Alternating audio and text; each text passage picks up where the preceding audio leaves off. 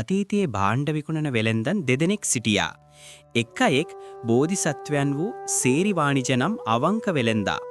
අනෙකා වූයේ දුෂ්ට වෙළෙන්දා දේවදත්තයි. ඔවුන් අන්ධපුර නගරයට පැමිණ එක් දුප්පත් මහලු කාන්තාවකගේ නිවසට ගියා. ඇය සතුව තිබුණේ පරණ වී මලකඩ බැඳුණු බව පෙනෙන රත්තරන් භාජනයක්. ඔවුන් එය අවුරුදු ගණනක් බත් කෑමට පාවිච්චි කර තිබුණා. දුෂ්ට වෙළෙන්දා පළමුව භාජනය දුටුවා. එහි සැබෑ වටිනාකම රන් කහවණු ලක්ෂයක් බව ඔහු දැන සිටියා. නමුත් මේක සත 5කටවත් වටින්නේ නෑ කියා ඔහු එය බිම දමා ගියා. පසුව අඩු මිලට ගැනීමටයි ඔහුගේ අදහස. අනතුරුව සේරි වාණිජ පැමිණියා. ඔහු භාජනයේ වටිනාකම අවංකවම මහලු කාන්තාවට පැවසුවා. ඔහු සතු සියලුම භාණ්ඩ හා කහවණු 500ක් ඇයට දී ධර්මයට අනුව භාජනය මිලදී ගත්තා. ඔහු කිසිවක් සංගවා ගත්තේ නැත. දුෂ්ට විලින්දා නැවත පැමිණියත් ඔහුගේ වංචාව පරාජය වී තිබුණා.